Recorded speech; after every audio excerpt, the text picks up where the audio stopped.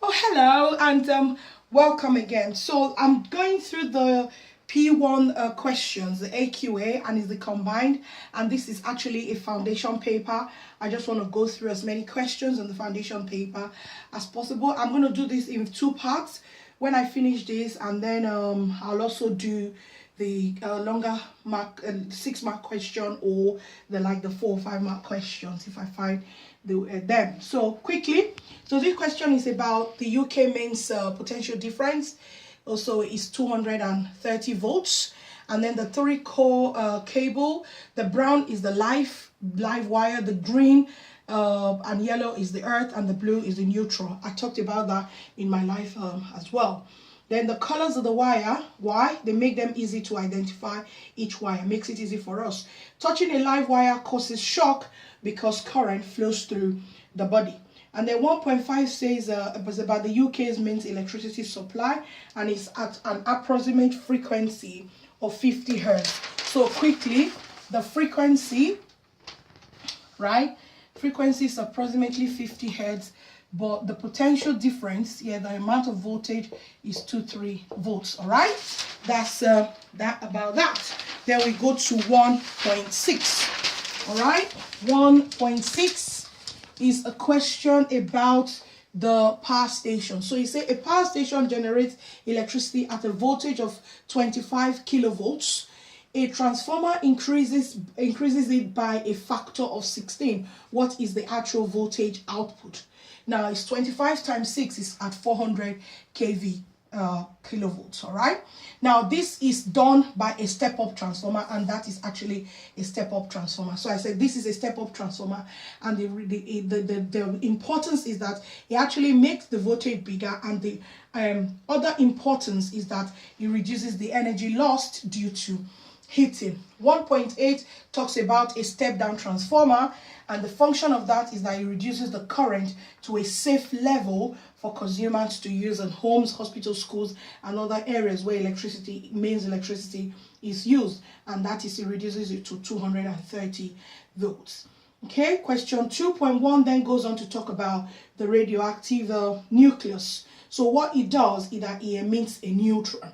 Now it is this neutron that can be heated against a massive atom that, like uranium, that can cause radioactive energy or nuclear energy to be released. All right.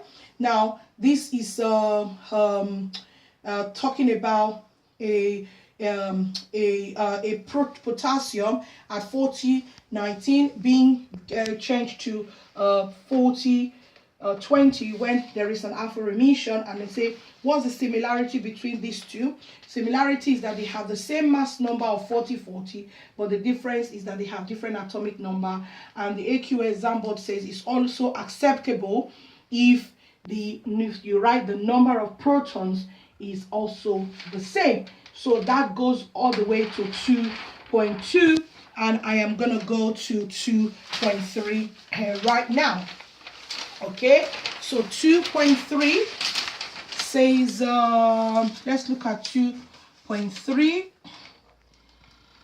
Says the activity of a sample of potassium 40 is measured 3 times, and these were the readings: 4906, 4956, and 4889. And the question was, why were they different? It is because the radioactive decay is random. This is random radioactive decay. And then there was a graph that was shown in question 2.4. I said on this graph, it shows half-life. So I just decided to remind us of the meaning of half-life. Is how long, it's in terms of the time, right? How long it takes for the radioactivity of a specified isotope, right? Isotope to fall to have its original value. By the way, those two that I showed you before, potassium 19 and calcium 20 here and 19 here, that was a radioactive situation. And here, when you have a radioactive isotope falling to half its original value, then you call it the half-life. Now the word isotope, I'm going to explain again. I did explain it in the chemistry video, revision video as well. Now the type of radiation which will not be detectable outside the body is the alpha radiation. The other forms, two other forms of radiations are beta and gamma. We'll have time to go over that. Question 3.1 then talks about, shows a picture of an alpha particle and a helium atom, and it says what's the approximate size of the helium atom. So the approximate size of the helium atom is 1 × 10⁻⁻10 meters. It gave other options, so please note that. And then 3.2 says what are the other differences you can see. The helium atom has a mass that is higher than the alpha particle, and it also has 2 electrons. All right, that will take me to 3.3 because I just finished 3.2 are the differences between the helium and the alpha particle. All right, my opportunity to write about isotopes. So isotopes, yeah, they are atoms of the same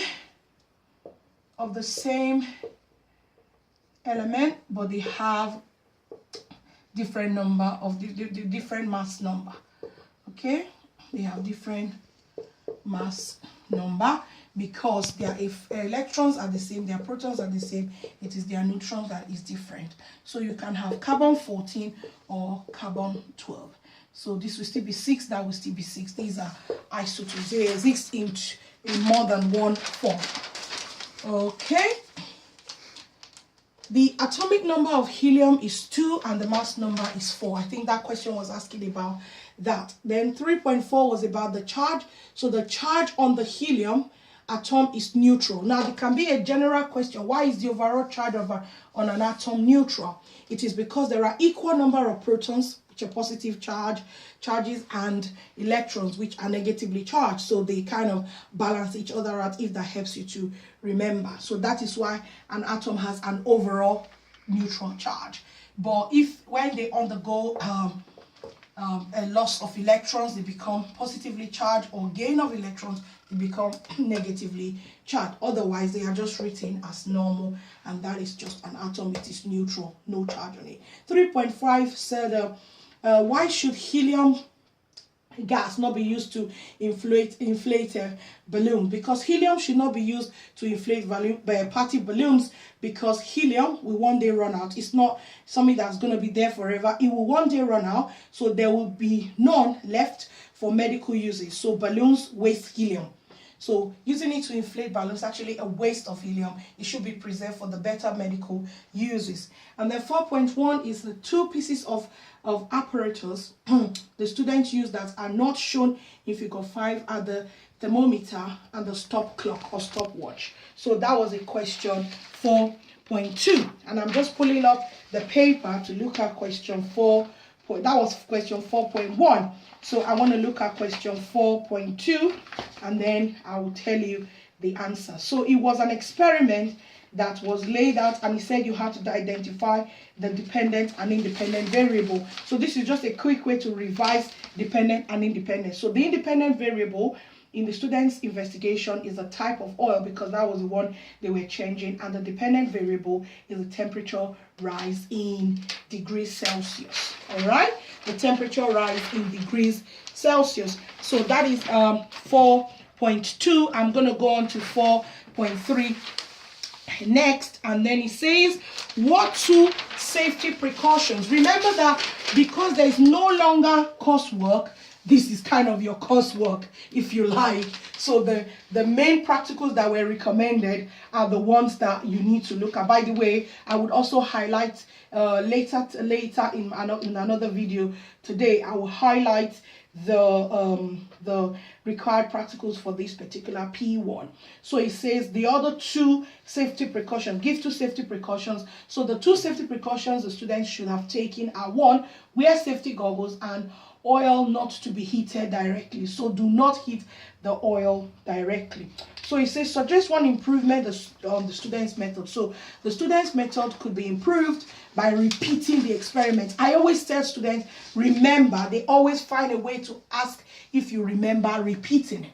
Because when you repeat the experiment, then you calculate the mean temperature. You work out the mean temperature rise Yeah, that would be one way of getting more accurate result. Please do not use fair test. More accurate result, or to heat the oil for a longer period of time to get a wider range of temperatures. All right.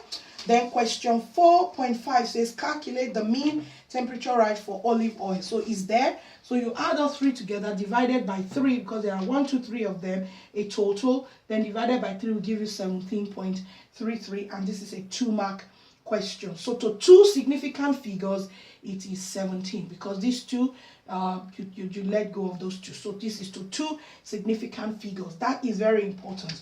And the question of 4.6, it says the mean change in temperature rise of castor oil is 20 degrees, and it says the specific heat capacity is, this was what I was talking about yesterday. This is calculating the specific heat capacity. Specific heat capacity of castor oil was given to you, and then it says the mean temperature rise, you needed to work it out from the book, and it was already on the table actually. For olive oil, you needed to work it out. That was your calculation that you needed to do. And then it says it was 0.02 kilograms. So that is your grams, kg, that is your specific heat capacity, and that is your temperature rise. So you add, you divide, you do a calculation of all of those, multiply all of them, and you get 900 joules. So the correct unit is the joule, because you say what is the correct unit of that? It is the joule. So those are the questions that I have gone through. What is left is for me to walk through from 5 downwards to the end of the paper, and I will do that and I will upload. I hope you have found this very helpful. Keep revising, and I know you will do well in this paper as well. Thanks, and God bless you.